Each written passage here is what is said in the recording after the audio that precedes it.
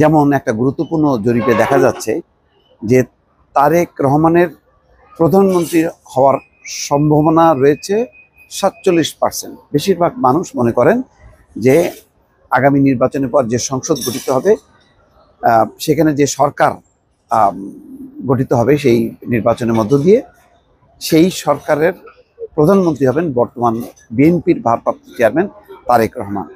এর পরের যার সম্ভাবনা রয়েছে তিনি হচ্ছেন জামাতের আমির শফিকুর রহমান। প্রথম আলো আর উদ্যোগে একটি জরিপ হয়, সেই জরিপটি করেছে বেসরকারি গবেষণা প্রতিষ্ঠান কিমেকার্স কনসাল্টিং লিমিটেড। জরিপের শিরোনাম গুরুত্বপূর্ণ সামাজিক রাজনৈতিক বিষয়ে জাতীয় জনমত জরিপ 2025। তারা বিভিন্ন বিষয়ের উপরে বর্তমান যে অন্তর্বর্তী সরকারের সফলতা ব্যর্থতা নিয়েও তারা জরিপ করেছে। সেই জরিপে দেখা গেছে যে দুর্নীতি দমন, তারপরে কর্মসংস্থান এবং আইন শৃঙ্খলা পরিস্থিতি নিয়ন্ত্রণে সরকার ব্যর্থ হয়েছে। বেশিরভাগ মানুষ ব্যর্থ বলে মনে করেন। জরিপের একটি গুরুত্বপূর্ণ অন্য একটি ধাপের প্রশ্ন ছিল যে প্রধানমন্ত্রী হওয়ার সম্ভাবনা কার বেশি আপনারা দেখছেন। এই প্রশ্নের জবাবে সবচেয়ে বেশি 47.5% মানুষ বিএনপির ভারপ্রাপ্ত চেয়ারম্যান তারেক রহমানের পক্ষে মত দিয়েছে। গুরুত্বপূর্ণ ব্যাপার হচ্ছে যে সবাই জানেন যে দলের চেয়ারপারসন বেগম খালেদা জিয়া গুরুতর অসুস্থ।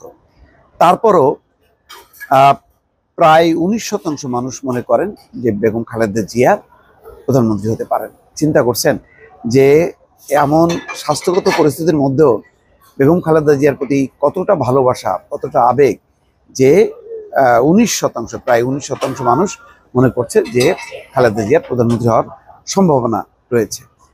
আর তারেক রহমান দেখেন এর আগে কখনো তিনি সংসদ নির্বাচনও প্রতিদ্বন্দ্বিতা করেননি, কিন্তু এবার শুধু এমপি নন, রীতিমতো প্রধানমন্ত্রী তিনি হতে পারেন বলে এই জরিপে চলে এসেছে।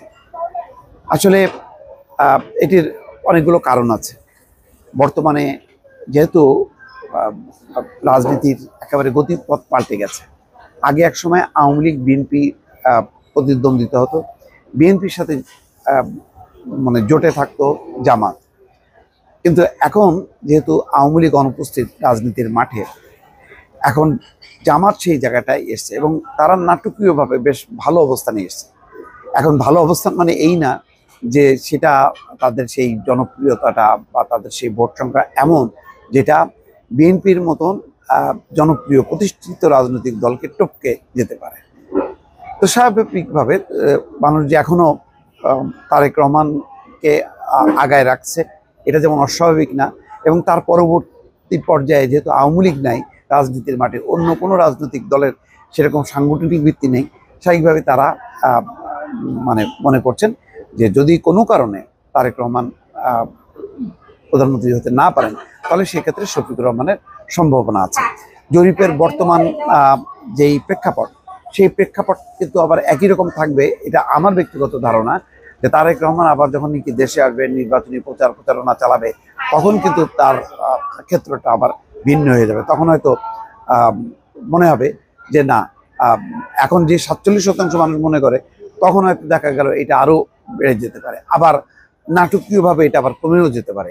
অনেক কিছু নির্ভর করছে। আগামী 1 মাসের মধ্যে নির্বাচনে 1 থেকে 1.5 মাসের মধ্যে, ডিসেম্বর মাঝামাঝি থেকে শুরু করে পুরো জানুয়ারি মাস, 1.5 মাসে মানুষের জনমত কিন্তু ওঠানামা করবে।